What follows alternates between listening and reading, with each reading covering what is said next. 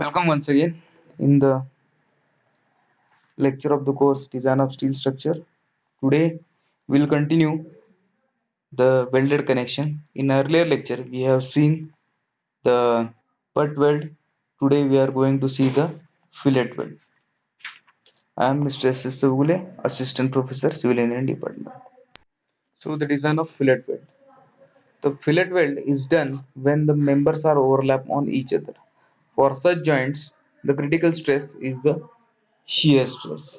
They are also subjected to direct stresses, but these are not of much importance. So the specification, that is size. As you can see over here, the three figures, the size of fillet weld is specified as the minimum leg length of the weld. It is measured by the largest right angle triangle which can be inscribed within the weld. This definition will allow an unequal legged fillet weld, that is you can see over here. So this is the leg length, this is the throat thickness. As you can see over here, this is the fusion zone, this is the toe, this is the root, and this is the weld face. So this is the basically throat thickness. And as I have told you earlier, that is the minimum leg length is the size of the weld. So either this leg or this leg. As you can see over here, this has the two unequal legs. So the minimum leg length is the size of the weld.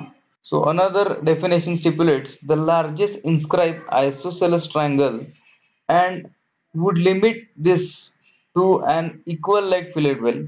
As you can see over here, the equal leg fillet weld are preferred since they are easy to make. Unequal leg fillet welds are sometimes used to get additional throat area, hence strength, when the vertical leg of the weld cannot be increased. You can see over here the example that throat thickness increased by 26% and area is by 100%, and here also throat thickness increased by 26% and area is by 59%. So this is about the size of the weld.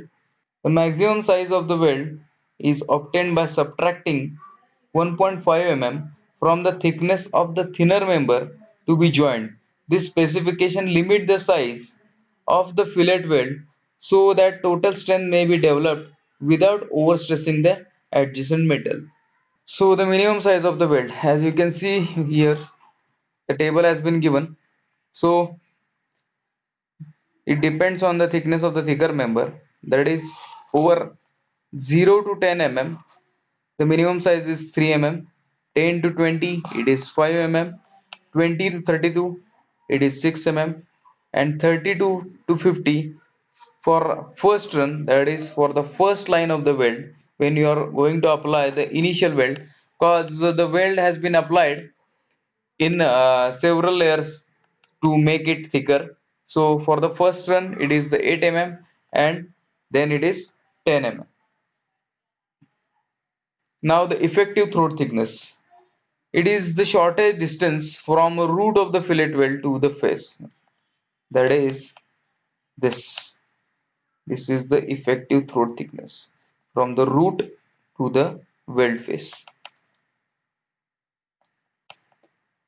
The line joining the weld is the line, weld face is the line joining the toes. The effective throat thickness should not be less than 3 mm. So we have the formula over here. The effective throat thickness, that is equals to K into size of weld, that is K into S, where S is the size of weld and K is the constant depend on the angle between the fusion faces. That is this angle, this fusion faces. So here it is 90 degree. So as you can see over here, we have the table again, that for different angles we have the different K values. So note has been given, the fillet weld is Not recommended if angle between fusion faces is less than 60 or more than 120. So it has the range from 60 to 120, and for these angles the K has been given over here. Now the effective length. It is the length of the fillet weld for which the specified size and throat thickness of weld exist. It is taken equal to its overall length minus twice the weld size. The deduction is made to allow the creators to be formed at the ends of the welded length, the end returns. So these are the end returns, and it is of size 2 into s, that is size of weld. So these are made to relieve the high stress concentration at their ends. So if we keep the weld as it is, so the weld has been concentrated over here. So these end returns here and here has been made to release the stress concentration at these edges. Then, if the welds are parallel with the line of stresses, as in case of longitudinal welds, and are placed at the edges of the plates, there are series of concentration of the stresses at the edges of the plate. Therefore, the length of longitudinal fillets on the flat should not be less than the width of the flat. The unevenness of the stress distribution is accentuated as the width of plate increased. For this reason, the perpendicular distance between longitudinal fillet weld is limited to 16 times thickness of the thinner plate joint. If the plate is wider than this limit, slot or plug welds must be introduced. As you can see over here, this specification, this length should not be more than the depth. If it is there, then these kind of slots has been introduced, so that you can see the stress pattern over here. So stress is more at these two edges while transferring, but in case of this, because we are providing the slot over here, so it is distributed like this. As a rule of provision of slot tends to improve the distribution of stress, as I have told you earlier. The longitudinal fillet weld in the slots have the same strength as ordinary longitudinal fillet welds. Now you can see over here, this is the straight weld, and to increase the length we have provided these kind of square slots. But the problem is the failure will occur at these edges too, because we are deducting the effective area. So this is the unsatisfactory method of increasing length of fillet weld. Hmm? So this should be avoided. Now the effective area. The effective area of the weld is equal to the effective length of the weld multiplied by the effective throat thickness. Then the overlap. The overlap of the plates to be fillet welded in the lap joint should not be less than 5 times the thickness of the thinner part. Note that it should not be less than 5 times the thickness of thinner part. Now the transfer spacing. So transfer spacing between longitudinal fillet welds should not be more than 32 T or 300 mm, whichever is lesser. So these all are specifications about the fillet weld. Now the design. But before design, there are few assumptions. So the first is the weld connecting the various parts are homogeneous, isotropic, and elastic elements. Second, the parts connected by the weld are rigid and their deformation therefore neglected. And the third is only stresses due to external loads are considered. Effects of residual stresses, stress concentration, and shape of the weld are neglected. So as we can see over here, the stresses due to only external loads has been considered. The effect of residual stresses. Residual stresses means when you are create hitting some metal, or you are doing something like uh, twisting, hitting, cooling with the metals, as you are doing in the process of welding. So, when the material gets back its original position, at that time some residual stresses has been generated, sometimes we get wounded, or we get the cut on our body, so it gets healed, but while healing it, the residual stresses or some kind of pain has been remained. Same effect is there with the metals. If we are making the changes with the metal, so while getting back to their original position, some kind of stress has been remain. Those are called as a residual stresses. Then the stress concentration, as we have discussed earlier, as you can see over here or here, the failure will start from this point where the weakest section is there. As you can see over here, the stress is more at this point. So this is the phenomenon of stress concentration. We have seen it in rivets also. And the shape of weld, those things are neglected. Now the design procedure. First, assume size of weld S from the thickness of the member to be joined, as we have seen earlier. Then a fillet weld fails by shear at an angle about 45 degrees through the throat. Strength therefore assumed to be equal the allowable shearing stress into the theoretical throat area of the weld. The weld strength is given by the formula P equals to L into T into tau Vf, or P into L into K into S into tau Vf, where L is the effective length of the weld, then T is the throat thickness, S is the size of weld, tau Vf is the shear stress in weld, and P is the strength in newtons. So the pull or thrust to be transmitted by connections is estimated. The effective length of the weld is calculated by dividing the pull or thrust by the strength of the weld per mm, that is longitudinal or transverse. If only longitudinal fillet weld is made, a check is provided to see that length of each longitudinal fillet weld is more than the perpendicular distance between them, as we have seen the earlier. The end returns of the length twice the size of the weld are provided at each end of longitudinal fillet weld. We have seen. So this is the procedure of designing the fillet weld. Now the fillet weld for the truss members. The truss members are composed of single or double angle sections. Mostly these are composed of single angle or double angle sections. The following points should be borne in mind while designing the weld length.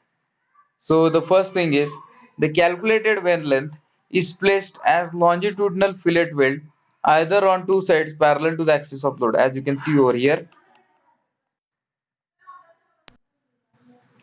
So as you can see over here, the transverse weld along with the longitudinal welds has been also provided like this. The longitudinal fillet weld length should never be placed on the one side only, as there is the possibility of rotation. So as we know, the CG of this shape is lies somewhere over here, not at the center of this place. So as per our assumptions while designing the structures, we used to coincide the load with the connection, or the CG of the connection, as we have seen in case of the riveted connection. So the thing is, we need to coincide that as the load has been transferred from the CG of this member, so we need to coincide CG of this member with the CG of the weld, so that we have to provide the weld such as the CG of the weld is coincides with the CG of this particular member. So we cannot place the weld on either one side or equal at the both side. So because of which the CG may get changed and there will be a chances of rotation. So the center of gravity, as I have told you earlier, the center of gravity of the weld should coincide with the centroid of the section used as truss member.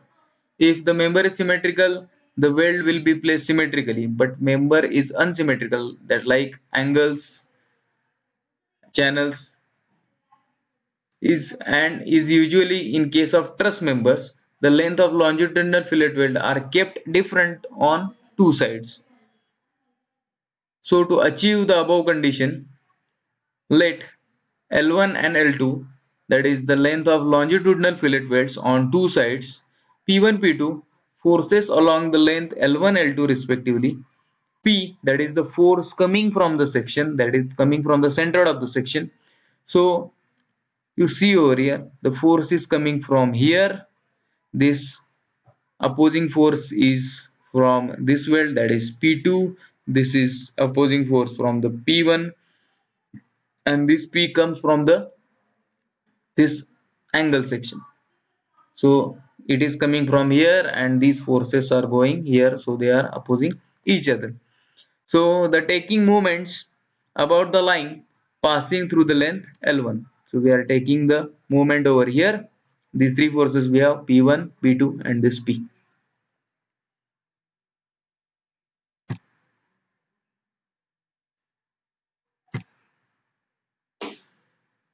This P is the force over here.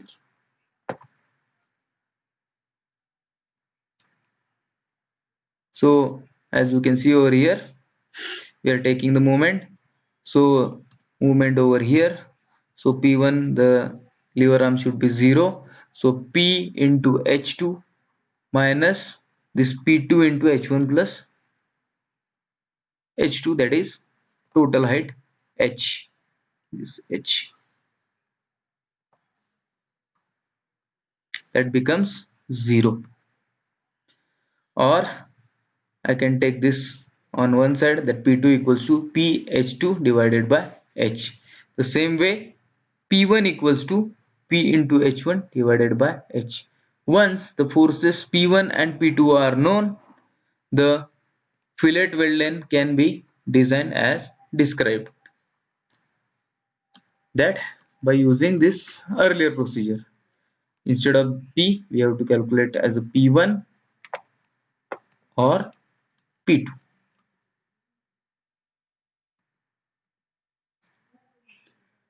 So this is about at for this condition when we are going to provide the only the longitudinal weld. When we are providing the transverse weld, that is this extra length, so again there will be another force from this direction, that can be a P3.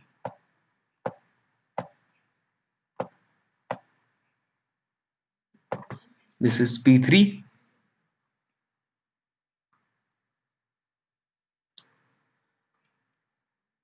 So when the effectiveness of the fillet weld can be increased by connecting two sides of the weld by the end weld as shown in this figure that I have told you earlier.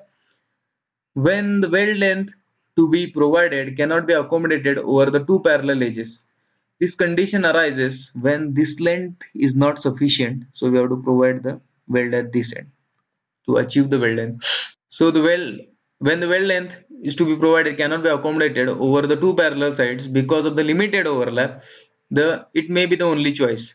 This arrangement also reduces the size of the gusset plate and results in the economy. So here again L1 L2, the length of longitudinal fillet weld, H is the length of end fillet weld that we have provided now. P is the force acting on the center of the section. P3 is the force in the fillet weld, and the total length of the weld required is L1, L2 and H. This is L1, L2 and this is H. So again we are taking moment about the line passing through L1. So again P2 into H, that is this P2 force now.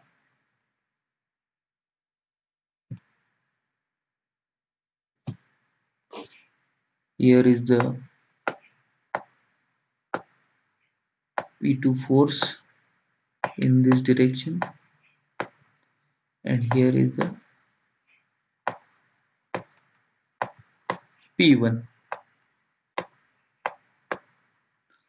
and P3 is P is again somewhere from this side. P. So again we are taking the moment, that is P2 into H plus P3 into H by 2, because it remains ECG of this is here somewhere over here at the center. This is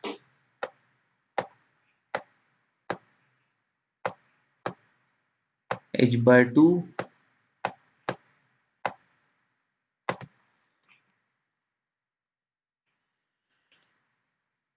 and minus P into H2, that is this distance P into H2.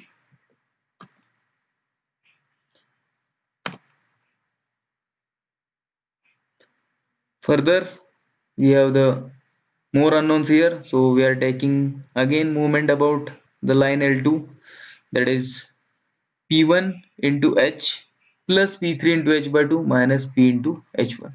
Now we are taking movement from this end. So here P2 gets 0. So this P1 into this H, this P3 into H by 2 and this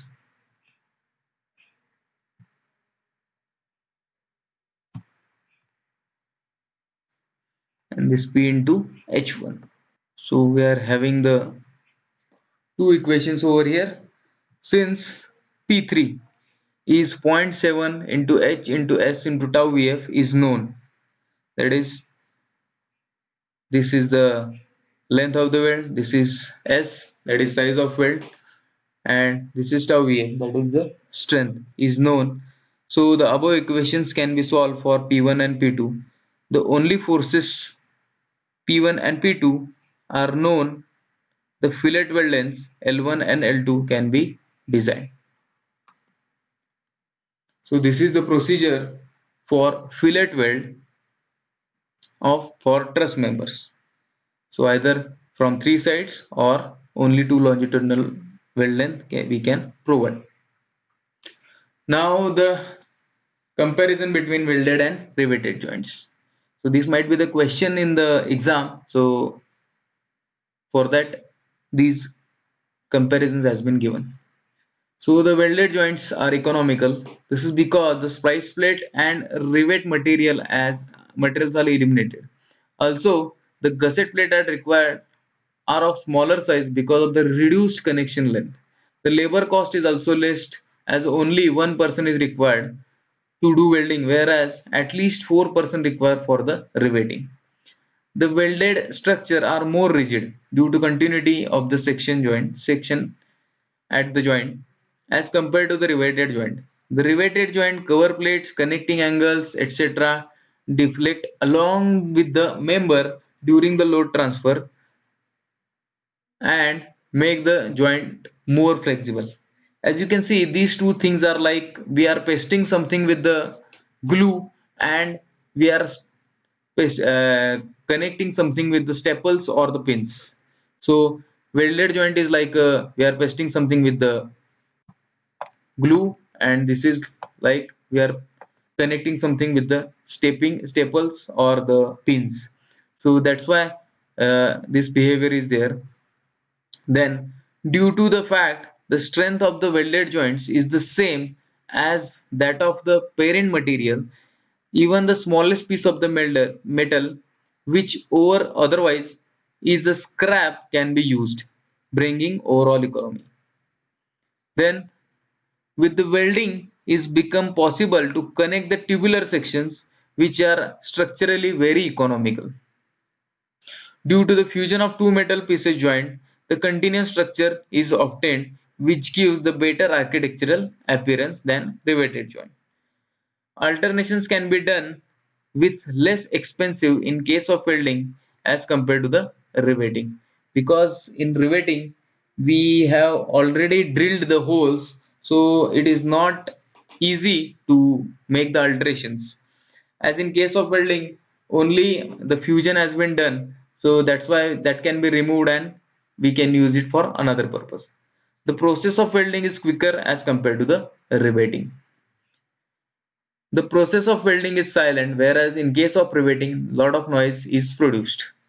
In welding, less safety precautions are required for the public in vicinity, whereas hot rivet may toss and injure the persons working. Because rivets are hot, and that's why sometimes accident may took place. And we are hitting with the hammer, so there might be chances of tossing those rivets. As splice plates, rivets, etc. are not used, the details and drawing of welded structure are easier and less time consuming. Then the efficiency of welded joint is more that of riveted joint. In fact, proper welded joint may have 100% efficiency, as we have seen earlier. Members to be joined may distort due to heat in welding process, whereas no such possibility in riveted joint. So this is the advantage of riveted joint. Then the possibility of brittle fracture is more in case of welded joint as compared to the riveted joint, because we are hitting the material, and which can be changed into the properties of material somewhat, so that's why the brittle fracture might took place in case of the welded joint. The inspection of welded joint is difficult and expensive, whereas riveted joint can be inspected easily by tamping the joint with the hammer. So in case of welded joint, in inspection, we need to have the equipments like ultrasonic or the x-ray, so that the pores or slags can be found, but this is not the case in case of riveted joint. So that's why the inspection of welded joint is quite difficult and expensive due to these equipments. The more skilled person is required to make welded joint as compared to the riveted joint. So these all are the comparisons of welded joint and riveted joints. Reference for this lecture is the book of Design of Steel Structure by S.K. Duggal and slideshare.com. Thank you. That is for the today's lecture. Thank you. In coming lecture, we are going to see the numericals on the welded joint or the design problems on the welded joint.